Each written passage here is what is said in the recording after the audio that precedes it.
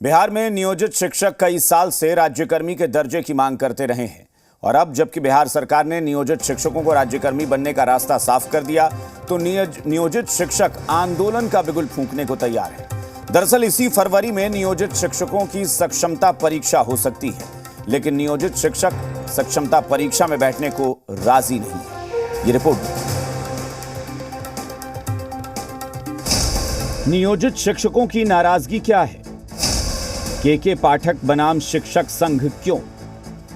एक तरफ बिहार में बम्पर शिक्षक बहाली होने जा रही है तो दूसरी ओर नियोजित शिक्षकों को राज्यकर्मी में प्रमोट होने का सुनहरा अवसर है, लेकिन नियोजित शिक्षकों को सरकार की शर्तें मंजूर नहीं है, लिहाजा बहाली से पहले बवाल मचा हुआ है। पहले सरकार की शर्त को समझिए। नियोजित शिक्षक 3 बार सक्षमता परीक्षा में शामिल हो सकते हैं। सक्षमता परीक्षा पास करने वाले शिक्षकों को राज्यकर्मी का दर्जा मिलेगा। जो शिक्षक 3 बार में भी सक्षमता परीक्षा पास नहीं करेंगे, वैसे नियोजित शिक्षकों को सेवा मुक्त कर दिया जाएगा। यही बात नियोजित शिक्षकों को गवारा नहीं है। हाजीपुर के गोरौल में तो के पाठक के आदेश की प्रतियों को जलाकर विरोध जताया गया। दूसरी ओर 13 फरवरी को सक्षमता परीक्षा का बहिष्कार करने के लिए विधानसभा के सामने प्रदर्शन की तैयारी है, लेकिन इससे पहले शिक्षा विभाग के अपर मुख्य सचिव के पाठक ने सभी जिलाधिकारियों को चिट्ठी लिखकर कार्रवाई करने की बात कही है।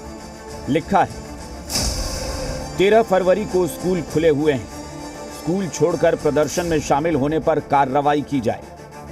स्कूल छोड़ने का मतलब है शिक्षण कार्य में बाधा डालना।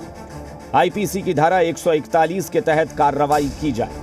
आईपीसी की धारा 186, 187 के तहत एफआईआर की जाए। के पाठक के आदेश पर अलग अलग शिक्षक संघों में आक्रोश है।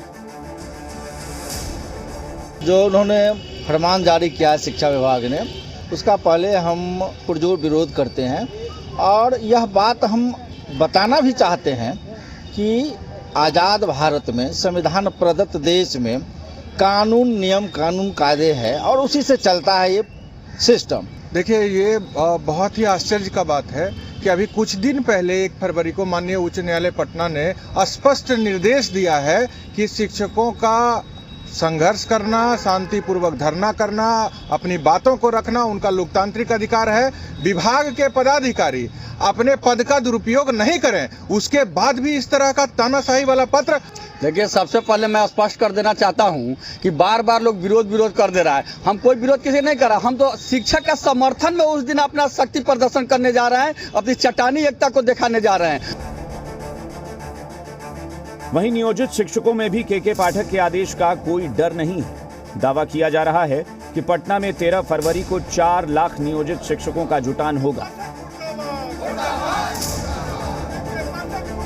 अगर एक भी शिक्षक पर एफआईआर हो गया, एक भी शिक्षक पर, हम अपने संवैधानिक अधिकारों के लिए पूर्णतः संवैधानिक तरीके से संघर्ष कर रहे हैं और इसके बावजूद अगर एक भी शिक्षक पर एफआईआर हो गया तो पूरे बिहार में जेल भरो आंदोलन होगा। इस तरह के पत्र से हम लोग डरने वाले नहीं हैं। इस तरह का पत्र जो है कई बार निकलते रहा है और इस तरह का पत्र जो है हमारे आंदोलन से डर कर सरकार निकाल रही है।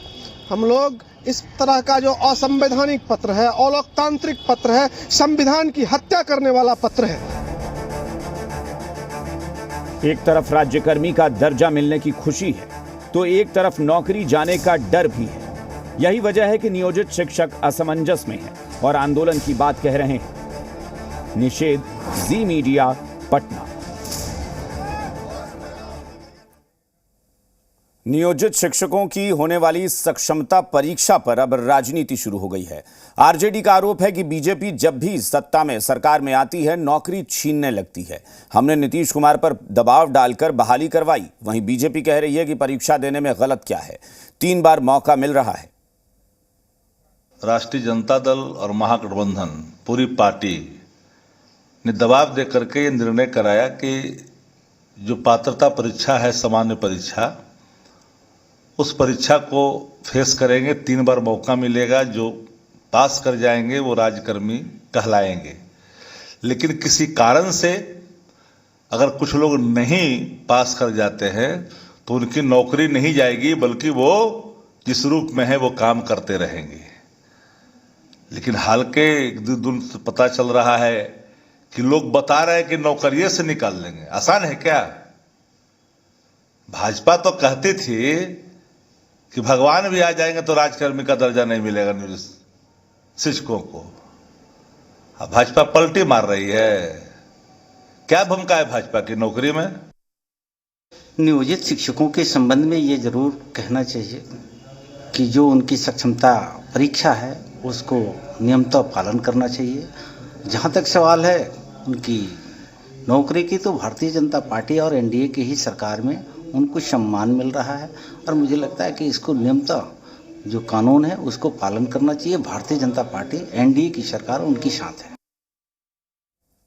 वहीं इस मामले में कांग्रेस की दलील है कि नियोजित शिक्षकों को लेकर जो बार बार आदेश जारी किया जा रहा है वो गलत है, जबकि जेडीयू की दलील है कि नियोजित शिक्षकों के हित में ये प्रावधान किया गया है।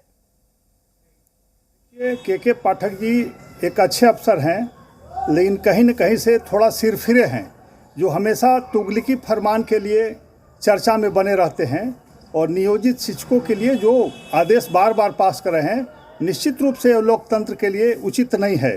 पाठक जी को काफ़ी सोच विचार के कोई निर्णय लेना चाहिए और सभी के भावनाओं का सम्मान करना चाहिए।